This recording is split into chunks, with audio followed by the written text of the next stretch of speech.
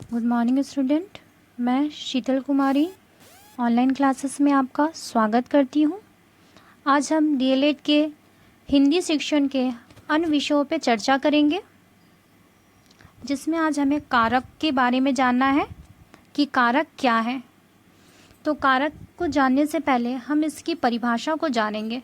संज्ञा या सर्वनाम का वाक्य के अन्य पदों के साथ विशेषता क्रिया से जो संबंध होता है उसे ही कारक कहते हैं।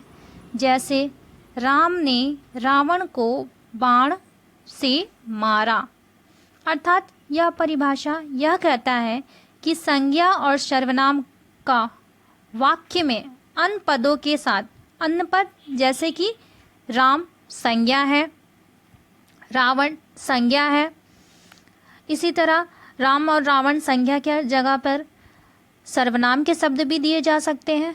का वाक्य के अन्य पदों के साथ, वाक्य के अन्य पद क्या बचे? राम और रावण को हटाने के बाद बाण, बाण से मारा, बाण और मारा।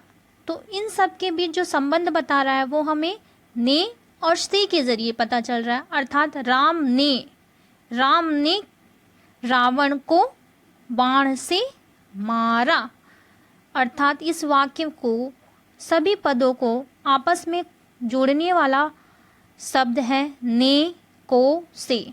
तो इन शब्दों को ही, इन्हें ही हम कारक या कारक चिन्ह कहेंगे। कारक चिन्ह और कारक के प्रकार या कारक चिन्ह के प्रकार आप बोल सकते हैं।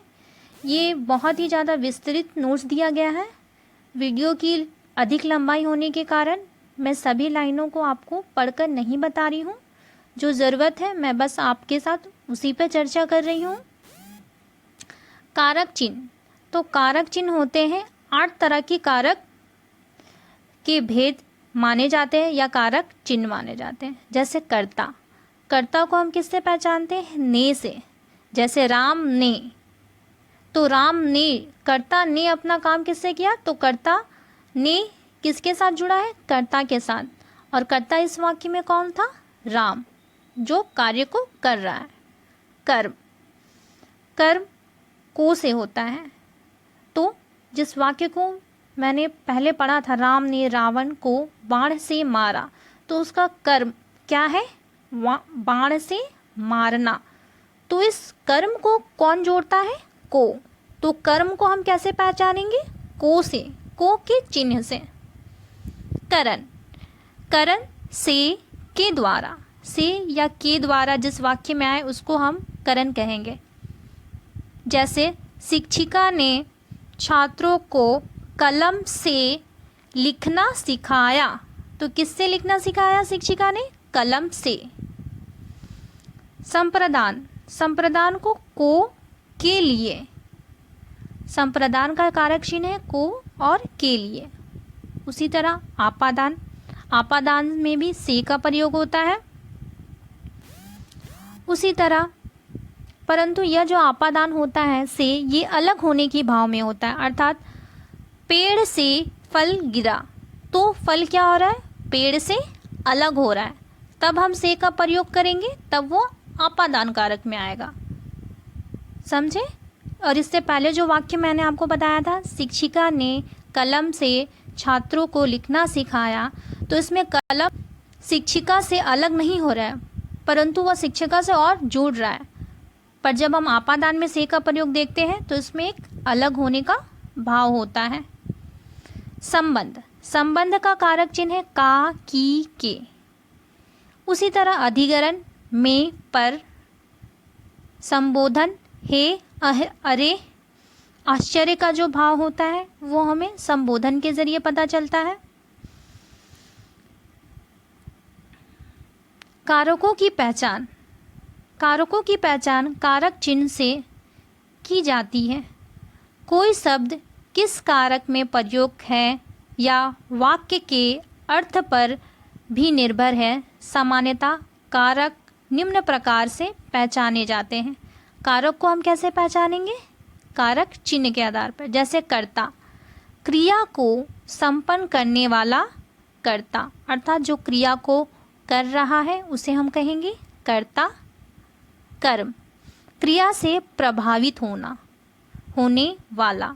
जो क्रिया से प्रभावित होता है उसे हम क्या कहेंगे? कर्म, करण। क्रिया का साधन या उपकरण। देखिए, मैं बताना चाहती हूँ, जैसे कि हमने एक वाक्य देखा था, राम ने रावण को बाण से मारा, तो उसमें राम कौन था? कर्ता था। क्रिया से प्रभावित होने वाला, कौन क्रिया से प्रभावित होता? रावण, तो वो मेरा क्या हो गया? कर्म, करण। क्रिया का साधन या उपकरण। क्रिया का साधन और उपकरण इसमें क्या था? बाण, बाण से मारा था। संप्रदान, जिसके लिए कोई क्रिया किया जाए, जिसके लिए कोई किया जाए उसे हम लोग संप्रदान कहते हैं।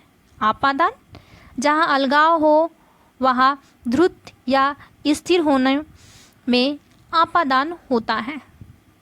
अलगाव मतलब जब अलग होता है या स्थिर होता है तब वहाँ कौन सा होगा? आपादान। संबंध, जहाँ दो पदों का पारस्परिक संबंध बोध बंधन बताया जाता है। अधिकरण, जो क्रिया के आधार पर स्थान, समय, अवसर आदि का बोध कराते हैं। संबोधन, क्रिया को पुकार कर संबोधित किया जाता है। क्रिया को पुकार कर संबोधित करना, किसी को पुकार कर संबोधित करना ही संबोधन कहलाता है। अब हम कुछ कारक संबंधित शुद्ध और अशुद्धियों को देखेंगे, जैसा सामान्य तौर पर आपके परीक्षा में आ सकता है। तेरे को कहाँ जाना है, ये जो वाक्य है ये एक अशुद्ध वाक्य है। जब हम इसे शुद्ध करेंगे तो क्या होगा? तुझे कहाँ जाना है। उसी तरह वह घोड़े के ऊपर बैठा है, यह एक अशुद्ध वाक्य है। जब हम उसको वाक्य को शुद्ध करेंगे तो वह घोड़े पर बैठा है, यहाँ की का प्रयोग ना होकर पर का प्रयोग होगा। रोगी से दाल खाई गई, रोगी से दाल खाई गई एक अशुद्ध वाक्य है। इसे शुद्ध करेंगे तो क्या होगा? रोगी के द्वारा दाल खाई गई। मैं कलम के साथ लिखता हूँ, मैं कलम के साथ लिखता हूँ, तो से करण कारक में हम लोग पढ़े थे, तो इसलिए क्या होगा? मैं कलम से लिखता हूँ, है ना। से हम आपादान कारक में भी पढ़े हैं और से हम करण में भी पढ़े हैं, परंतु यह अलग होने का भाव नहीं है, इसलिए हम इसे क्या मानेंगे? करण कारक। उसी तरह लड़का मिठाई को रोता है, तो इसका शुद्ध वाक्य क्या होगा? लड़का मिठाई के लिए रोता है। तो के लिए हमने किस में पढ़ा था? संप्रदान में। जिस जहाँ के लिए का प्रयोग हो वह संप्रदान होता है। इस किताब के अंदर बहुत कुछ है, तो क्या होगा? इस किताब में बहुत कुछ है। में हमने कहाँ पढ़ा था? अधिकरण में। अधिकरण की कारक चिन्ह क्या थी? में और पर। उसी तरह मैंने आज पटना जाना है, या क्या होगा? मुझे आज पटना जाना है। तेरे को मेरे से क्या लेना देना, तो यह शुद्ध क्या होगा? तुझे मुझसे क्या लेना देना। उसे कह दो कि भाग जाए, तो इसका शुद्ध क्या होगा? उसे कह दो कि भाग जाए। सीता से जा के कह देना, तो सीता से जाकर कह देना क्या होगा? सीता से जाकर कह देना। के कह देना नहीं होगा, कह देना होगा, यहाँ के का प्रयोग नहीं होगा। उसी तरह तुम्हारे लिए कोई काम, तुम्हारे से कोई काम नहीं हो सकता, तो इसका शुद्ध वाक्य क्या होगा? तुमसे कोई काम नहीं हो सकता। आखिरी है, मैं पत्र लिखने को बैठा, तो ये क्या होगा? मैं पत्र लिखने के लिए बैठा। के लिए हमने किस में पढ़ा था? संप्रदान कारक में। आशा करती हूँ आपको आज की कक्षा समझ में आई होगी।